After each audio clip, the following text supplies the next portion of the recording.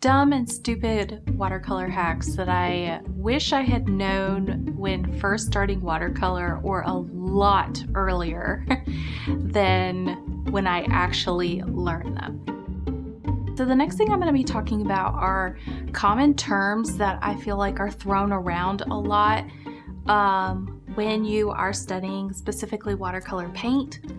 But I feel like people don't really get into why these terms are so important. And I have actually made an entire course called Paint Personalities that really dives into this, as well as other basic watercolor supplies. It's about 3 hours of content.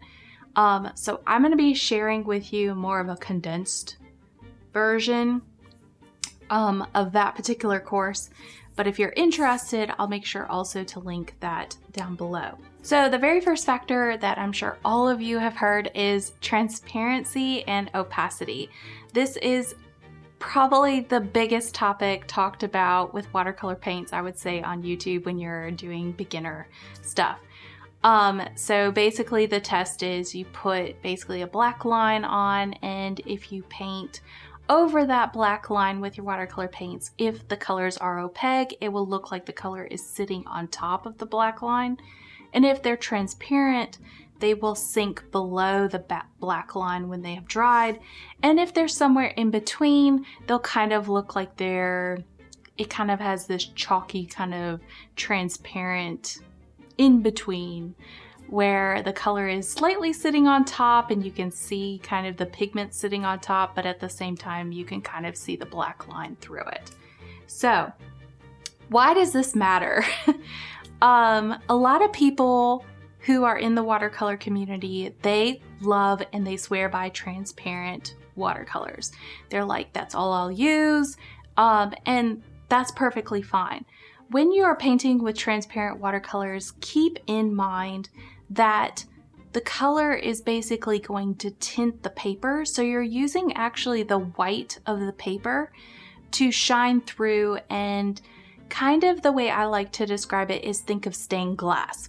So if your transparent color is really transparent, like super transparent on the transparency scale, you're going to have a lot more light shining through that particular stained glass, or a lot more of that white from your paper shining through. And it's actually going to make your colors look more vibrant on the paper, as well as make them pop a lot more. So these particular colors are really great for using when you're trying to communicate light in a painting. So why would you use opaque watercolors? This is probably the first question that a lot of people have asked me in the course that I did, as well as just talking about this particular subject in watercolor. Opaque watercolors really do have a place in watercolor. I am not the type person where I stay with just transparent colors. My particular color palette has a mixture of both transparent as well as opaque. So one thing that's really nice about opaque, if you are an absolute beginner, is if you really want nice smooth washes, opaque colors are actually easier to paint nice smooth washes. I don't fully understand why this happens, but it's just from my expertise of doing this over and over for almost 10 years now. And I mean, painting since I was very young, but really realizing it more these past 10 years. When you're painting with opaque watercolors, for some reason, since that color is more of a chalky kind of solid feel, when you put it on the paper, it actually is easier to create very smooth flat washes. However, keep in mind, these colors are more chalky, so they're going to have almost a film on top of your paper, which will create this heaviness basically in your colors. So when you're using a transparent color, they look very bright and vibrant, whereas when you're using an opaque color, even if it is a pastel color such as shell pink or one, I am totally saying that wrong, Brilliant Number 2, those two colors are more pastel. but they still have more of a heaviness to them, even though I can make them more transparent by slowly diluting the color with water. They're still going to have more of a heaviness to them compared to my transparent colors.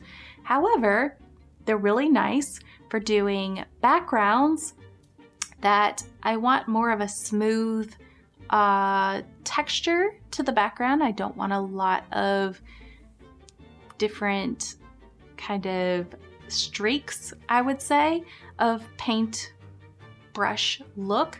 I won't have that as much when I work with an opaque color compared to a transparent color. A really good example of this is when I'm using cadmium orange light from Schminke. That is an extremely opaque watercolor compared to Indian yellow from Windsor, which is more of a transparent watercolor. Indian yellow is a gorgeous, gorgeous color, and it's very, very vibrant. And they're kind of close to one another on the color wheel. But my Indian yellow, even though it pops more and it looks extremely vibrant like a sunset, you're going to have streaks usually with this particular color unless you're being very, very, very meticulous about how your brush strokes go in a wash. Now, sometimes that can be a really good thing. Streaks can actually show cloud formage and just different aspects of a sky if you want more of a varied look. However, if you want more of a smooth setting of a background with a sunset, cadmium orange light from Schminke or cadmium orange of any color really, since it is more of an opaque, actually will create more of a smoother wash. So that is a big consideration to think about when you're talking about transparent as well as opaque. Hey y'all, Future Editing Carrie here. I really hope you're enjoying this particular series of me just going over watercolor tips and hacks in these more shortened kind of simple videos. I do have a question though for y'all. I'm thinking about doing in the future and we'll see when it comes about, but I want to get your feedback before I start really diving into it.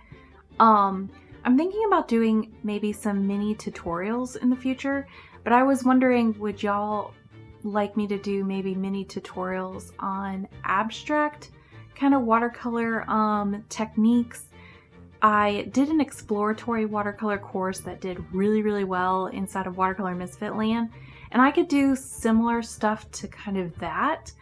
Or would you rather have more topical type watercolor tutorials as well? I still want to do more simple because I know a lot of the people who follow me on here do more beginner watercolor stuff. So they would all be really easy tutorials either way that I go. And I could even do both, but I was just curious, which would y'all want more if I had to make a decision and put it in front of you? Because I know most of you, just knowing y'all, are going to be like, do both, do both. But if you had a choice, which one would you rather have? And I'll start with that. So anyway, let me know in the comments down below what you would like. I'm still going to keep doing this watercolor tip series, but I was thinking about like doing a splattering here and there of little mini tutorials. And so yeah, let me know your thoughts on that. And I will see you next time in the next video with more watercolor paint tips and hacks. So lots of love, y'all. Happy painting, and I'll see you next time. Bye!